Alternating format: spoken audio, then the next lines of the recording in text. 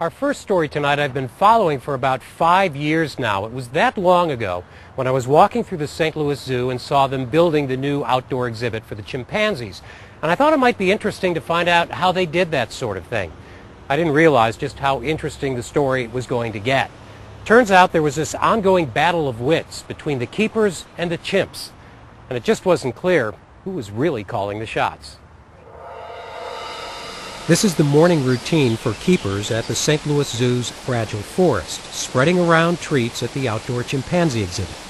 You would have seen this in the 2 previous years the exhibit was open. The problem was, you wouldn't have seen this. The chimpanzees moving into the exhibit right when their door opens in the morning and staying outside. It just didn't happen much the first 2 seasons. The humans called the new exhibit state-of-the-art.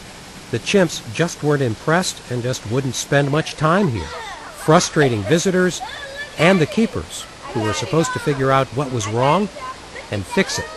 Yeah, it was getting me pretty frazzled. I was thinking, okay, we're going to have to spend $1.5 million more to get this thing. She seems a little less frazzled this year because they seem to have found a solution without a huge price tag. They didn't rebuild the exhibit, but they tinkered with the chimps, using group psychology, even a chimp personality test. It is tricky business dealing with chimpanzees. That the keepers knew right from the very start.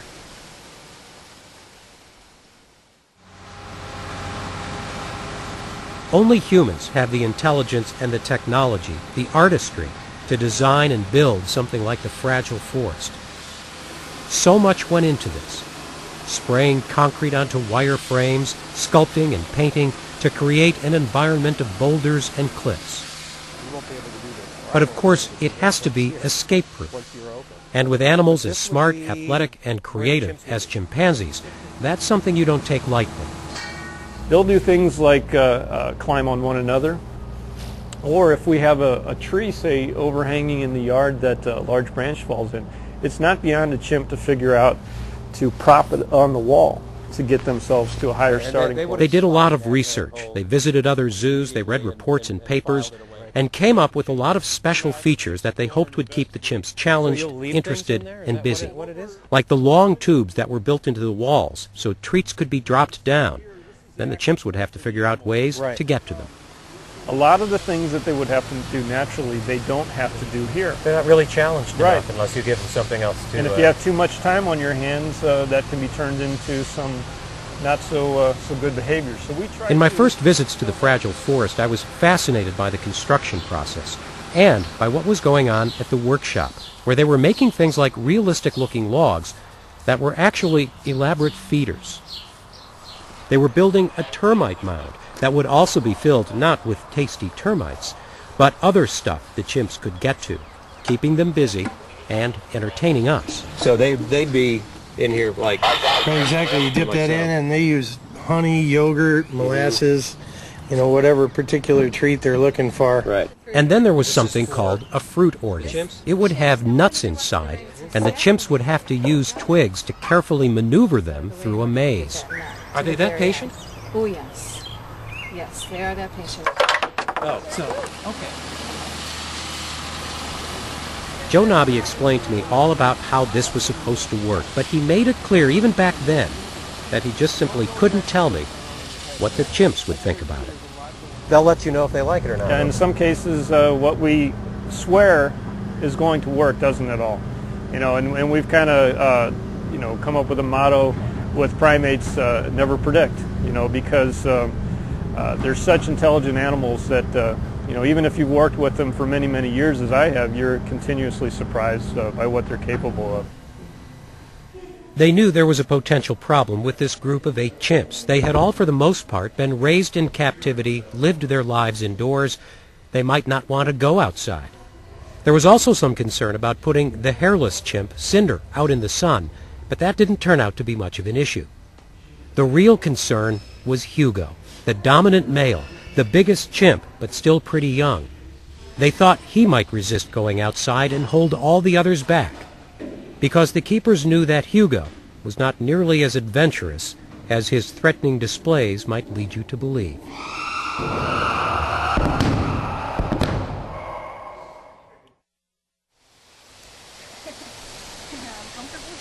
When the fragile forest was all ready, and they opened the door to the outside for the first time in the spring of 2005, the chimps were understandably tentative. A few days later, though, the keepers were seeing some of the chimps exploring and apparently adapting. This is Jimmy. Jimmy's the one who has really taken over the yard. He's used the same pathway every day. But they also saw that Hugo was not leading the group out.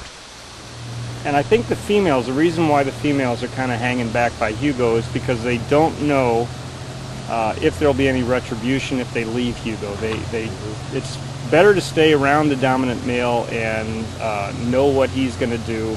And I think when Hugo's confidence increases, the group's confidence will increase.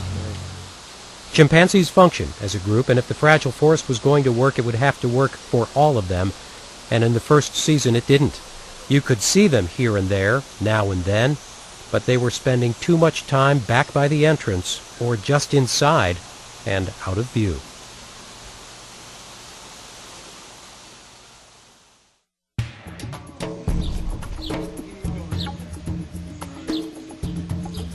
The following season, the second year, the zookeepers made some changes and some compromises. The exhibit, which was so carefully designed to mimic a native habitat, was now strung with fire hoses because the chimps preferred those to the more authentic-looking vines.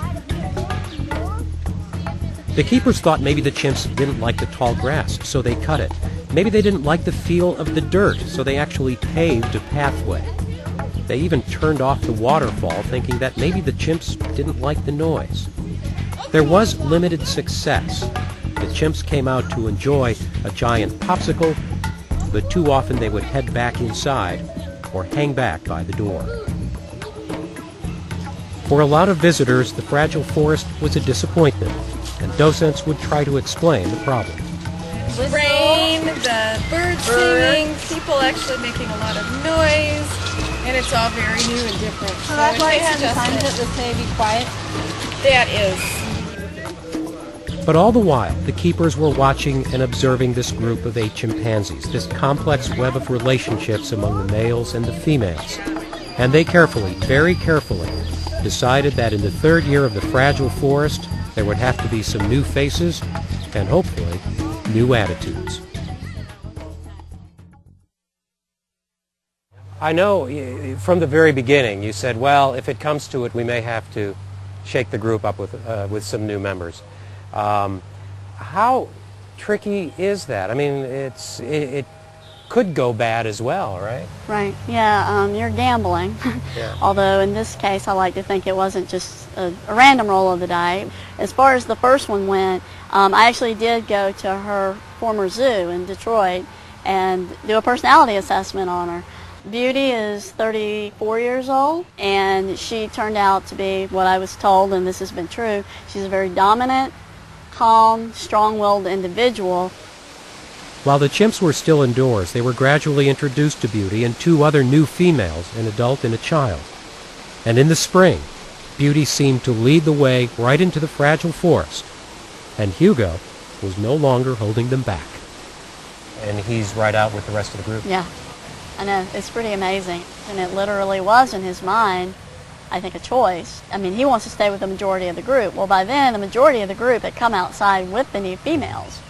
And Jimmy and Smoke, from previous years, we knew weren't really afraid to come out, but there's no way Hugo's going to let them be out here with the new girls and him not.